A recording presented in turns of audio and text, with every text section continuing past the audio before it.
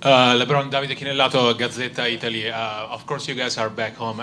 You play fantastically in the first two games, but you're down 2-0. How frustrating it is for you to be here down 2-0 despite you playing so great? Well, I want to say frustrated. Just, you never want to be down 2-0 in a series against anybody. So, we have some things that we need to do better, obviously, from game 1 and game 2 to get to game 3 tomorrow. And we look forward to the challenge once again. We know it's a tall challenge for us, but, it's a great moment to be a part of. So, we look forward to what tomorrow brings. A quick follow-up, if I can. Do you think for you personally it would be better to play even, better, if it's possible, because, you're playing so good, or inspire your teammates to elevate their games? Well, I mean, at the end of the day, there's other things that I can do better and hope that I can do better to help this team be successful. It's my leadership and try to use my inspiration to help the guys as well. So, we all have a job to do, and we all try to do it, even better than we can at times. So, if I can give a little bit more, then I will. But I'll leave everything that I have out on the floor every night. So, I'm always satisfied with the way I play. Thank you. Mark, over here. LeBron, Mark Schwartz, ESPN. You guys faced the exact same 2-0 deficit a year ago when you came back to Cleveland. How, if at all, does this 2-0 deficit feel different than the one you faced a year ago? I don't know. I don't remember how I felt last year being down 2-0.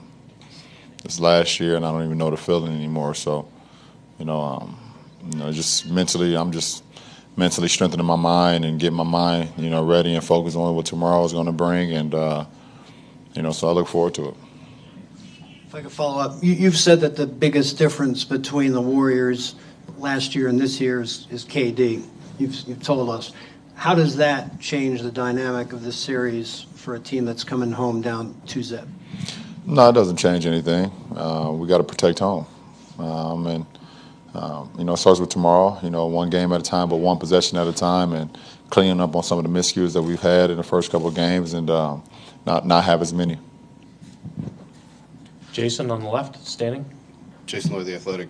This is kind of similar to that, but this is 2 years in a row where you guys have trailed pretty much the entire series against this team. Obviously, you caught them at the end last year, but does it take a mental toll on you to constantly be playing from behind against the same team in a 7-game series?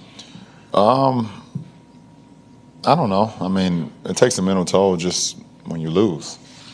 No matter if it's a series or a game or whatever the case may be in a postseason, any loss always takes a mental toll on you. But, how can you refocus your mind? How can you refuel it to understand that, at the end of the day, it is a series.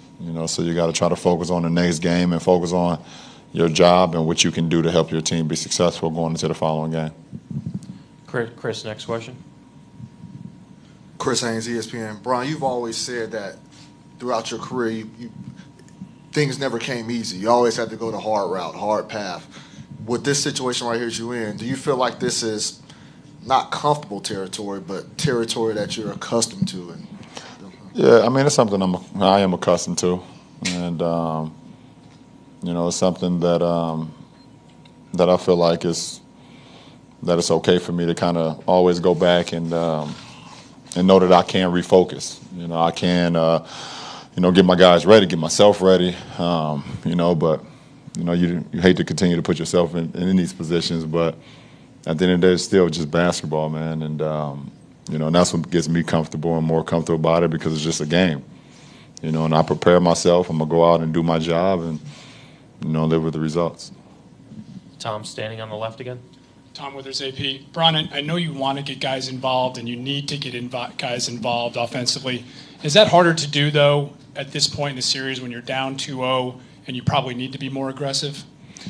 I don't really know. I mean, I've never really understood that question as far as in my game. I play my game, and I don't change it no matter what the series is. I don't change it what the course of the day is. I don't change it what the score is. I just play my game. My game is being aggressive. My game is getting my guys involved. My game is getting into the paint, shooting some outside shots when they're available. But my game is what it is. So it's not going to change because the series, I'm down 2-0 or I'm up 2-0. It's going to be the same. Jeff in the front. Jeff Chudell, News Herald. LeBron, a lot of people say the one thing you guys could do is slow the game down. Is that easier said than done, and how do you do it against a team that runs like they do? That's not our game. We don't play slow down basketball. Second row in the aisle on the left. Yeah, it's Jerry Sullivan, the Buffalo News. That was my same question. Can you afford to play at this fast pace? Because it seems to favor them. And if you don't believe that this series has been played at their pace so far, what do you feel the series has been played at their pace? We play at our pace, and we play our game. We got to this point playing our way. We've won a lot of games playing the way we play, so we're not going to change. Dave here in the front. Dave McMenamin, ESPN. LeBron, you said that it's just a game and it's basketball, right? Can the rest of the guys playing in their home arena, can you kind of forget about the pageantry and the stage and just fall into playing a basketball game? Is it easier to do at home, I guess what I'm asking? For myself, I can only speak for myself, Dave. I don't know. For me, like I said, no matter win, lose, or draw, if you give everything you got to the game, you prepare yourself mentally, physically, you do your job, then there's nothing to be afraid of the moment for. There's nothing to be disappointed or about the game or how the outcome is. It's, if you prepare yourself, then you can be okay with the outcome. I mean, I can. I speak for myself. In the center. LeBron, Spencer Davies, Basketball Insiders. It seems like the Warriors in the third quarter, the differential's been pretty big, and the runs that they go on after you guys cut it to so close, they can just go up in a snap of a finger. What's the best way you can just kind of not allow that to happen, I guess? Take great shots and not turn the ball over, and we had an opportunity. Last game, cut it to 4, and then, they made a couple plays here. I think if I remember, I think it was 86-82. They come out. I did a stupid strip foul on Livingston. He hits 2 free throws. We come down and turn the ball over, and then they hit a 3, and it went from a 4-point game to a 10-point game that fast. So just can't make bad plays against a team that's that great. And then a quick follow-up. You also said that you want to get Kyrie Irving going early, kind of like how you guys did with Kevin for those first 2 games. What's the best way you can do that for him?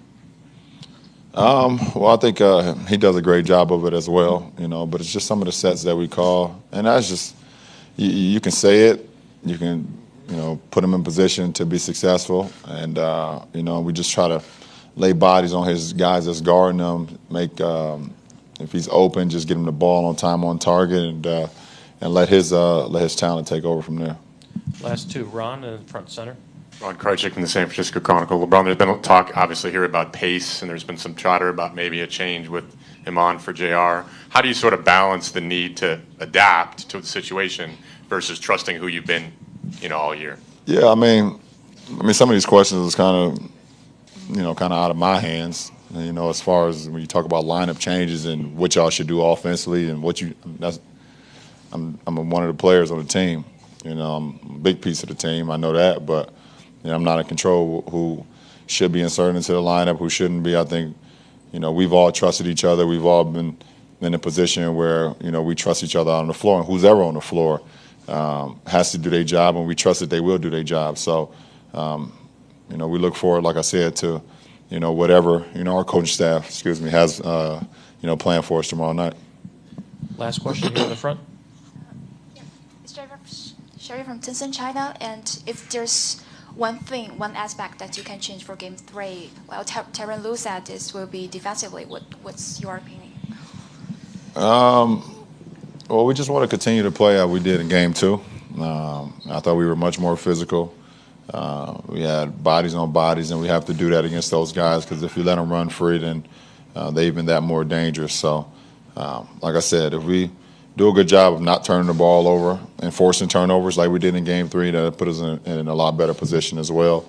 And just continue to get, continue to get contesting their shots. They do make a lot of contested shots, and some of those we can live with, but some of the ones that we can't live with, if we don't have a hand in, or we're giving them open looks, things of that nature, we messing up on communication throughout some of our defensive sets. So, excuse me, but if we can, we had a great game plan, and if we can follow that the close 48 minutes, then we give ourselves a good chance to win. Thank you, LeBron.